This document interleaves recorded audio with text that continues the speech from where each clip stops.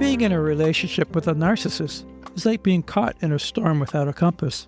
Initially, the narcissist showers you with charm and affection, making you feel special and deeply loved. But soon, the storm hits. The narcissist's need for constant admiration and lack of empathy reveal their true nature. At first, you're on a pedestal, but then criticism and emotional abuse start chipping away at your self-esteem. You find yourself walking on eggshells, desperately trying to regain the affection you once received. The narcissist's manipulation creates a toxic mix of hope and despair, trapping you in a relentless quest for validation. This emotional roller coaster leaves you doubting your perceptions and worth, fostering confusion and dependency. Breaking free requires immense strength. You must reclaim your sense of self and navigate the painful healing process from the deep wounds inflicted by the narcissist's abuse. Shedding self-doubt and embracing the path to healing with compassion and courage are essential steps on your journey.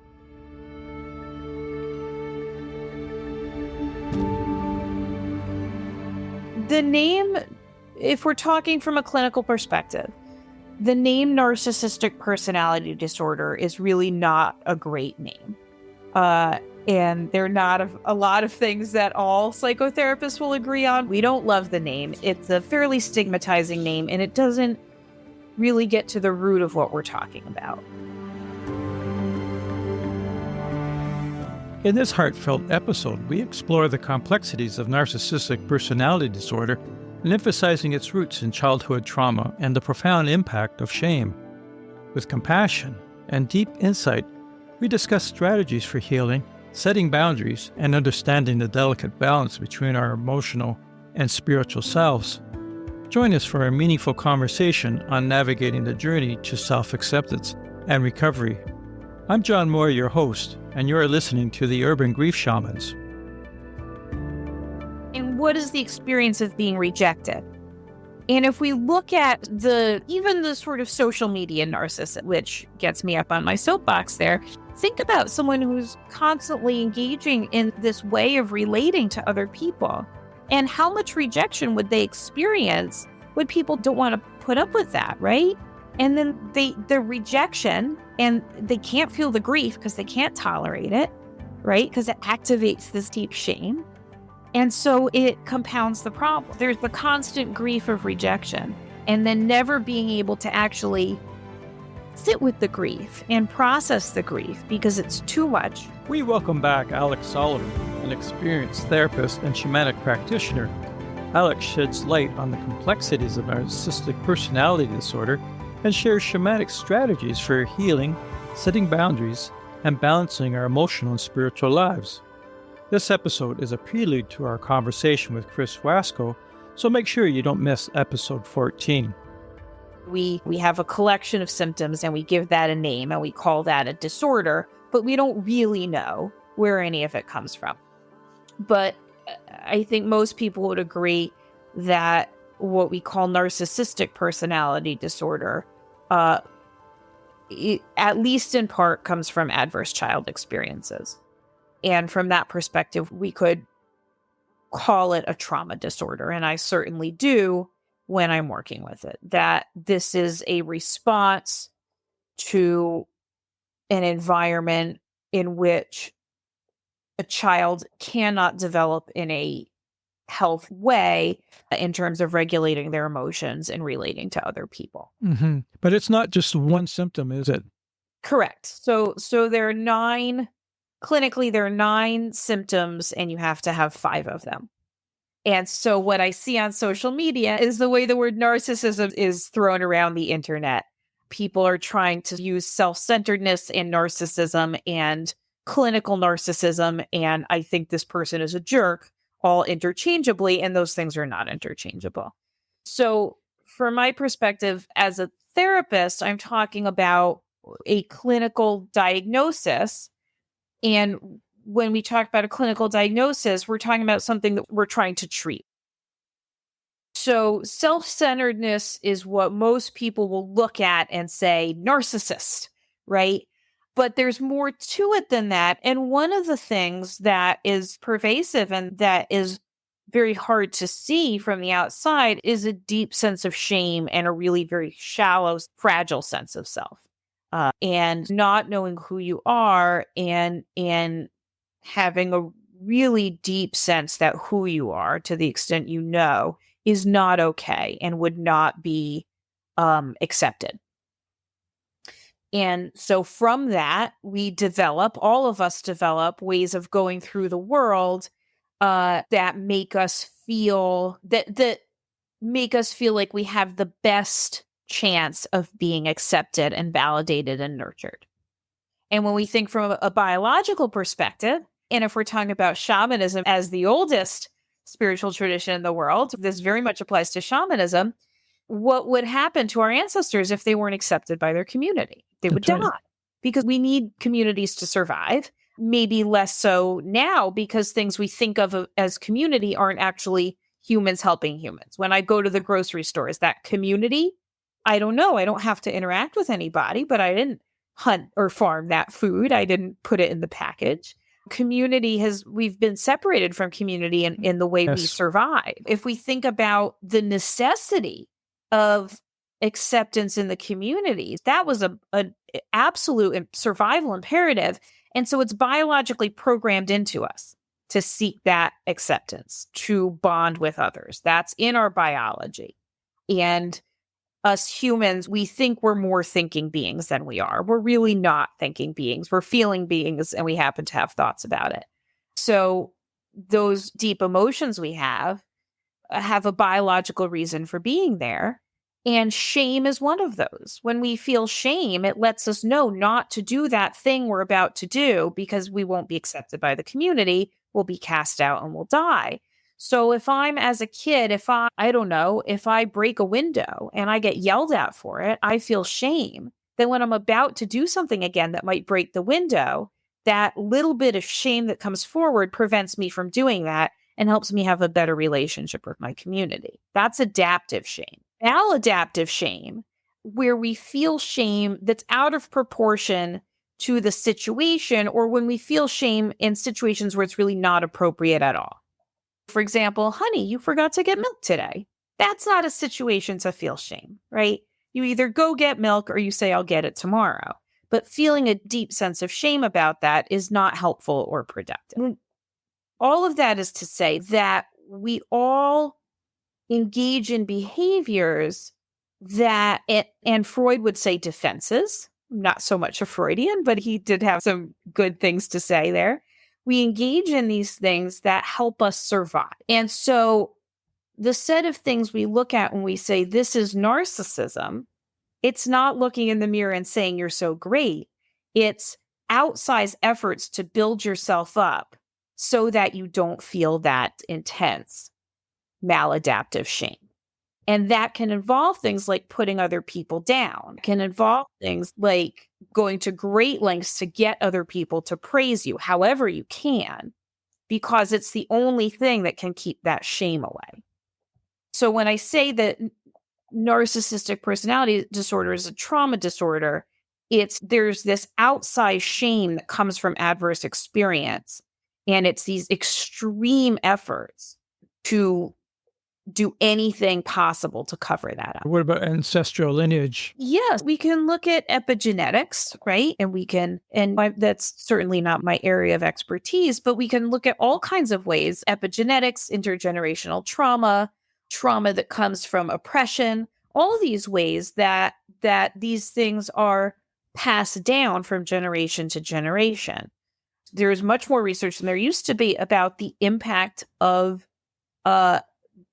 being in an oppressed race or gender or sexuality or culture, religion, ethnicity, all these ways that we can experience oppression as a people, and how these things get passed down and what's the impact of experiencing these things. So for sure, these get passed down on a cultural level, and then on a direct lineage level. If you're raised by somebody that takes these extreme efforts to avoid their own shame, that creates adverse experience for you in your childhood. And then how do you grow up? Do you grow up doing those same things, or do you grow up doing something different? And then clinically, psychologically, we would call that maybe something else, maybe another personality disorder, maybe a trauma disorder or a dissociative disorder, but we would pathologize it in some ways. Everything gets a label, right? Is grief at the bottom of it? Absolutely. Because you think about acceptance, right? And what is the experience of being rejected? And if we look at even the sort of social media narcissist, which gets me up on my soapbox there, think about someone who's constantly engaging in this way of relating to other people.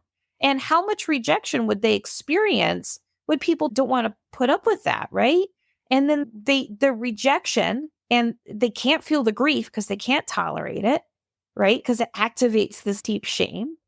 And so it compounds the problem. There's the constant grief of rejection, and then never being able to actually sit with the grief and process the grief because it's too much. You can't take it. You can't tolerate it. And so then what do you need to do to cover it up even further? Just a spiral, isn't it? Absolutely. Down and down. The shamanic approach, as we talked about earlier, then, we're going to break it down looking at soul loss. That part of us that we don't want anybody to see our shame, right? And so we don't show that part of our who we are.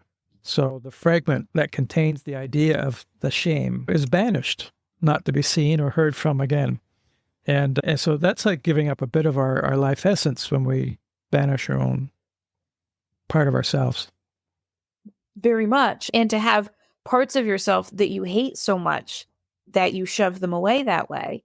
And think about the amount of soul loss that has to be present for somebody not to know who they are.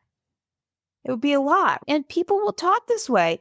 And as someone who focuses on trauma in my practice and childhood trauma, complex trauma, I hear this a lot. Know who I am. So is that similar to a dissociation? Yeah, in a way it is, because you've disowned this piece of you, right? And maybe disown so many pieces of you that you're not sure what's still inside. People talk this way a lot. I feel empty inside. From a shamanic perspective, that may be at a certain level of emptiness. We don't have enough animating force to walk around anymore. We need some of it. We need some of us in there. It speaks to a really profound level of soul loss. I'm wondering about curses or thought forms that are passed down from parent to child, whatever it is that they say or they keep reinforcing, then it becomes like a curse. And therefore, one would need to unravel that to a certain extent. Is giving away a piece of your soul to someone else, or taking a piece of someone else's soul, or both at the same time, right? And it becomes much more complicated to work with. This isn't necessarily just putting something on someone. It can be taking something away from someone. And it can become complicated if someone else is holding that piece. So it would really make it complicated then if you're a traditional psychotherapist working with people who appear to be narcissists, but they're not looking at it through a spiritual aspect as well as a clinical aspect. Is that how you would phrase it? I might phrase it as you're trying to get what you need from other people by controlling what they do, but none of us can control what other people do. And I'd say my job would be a lot easier if I could control what people do. Could wave my little magic wand and say, stop doing that, and people just would. Unfortunately, for me and for the insurance companies, I can't do that. And so here we are, right?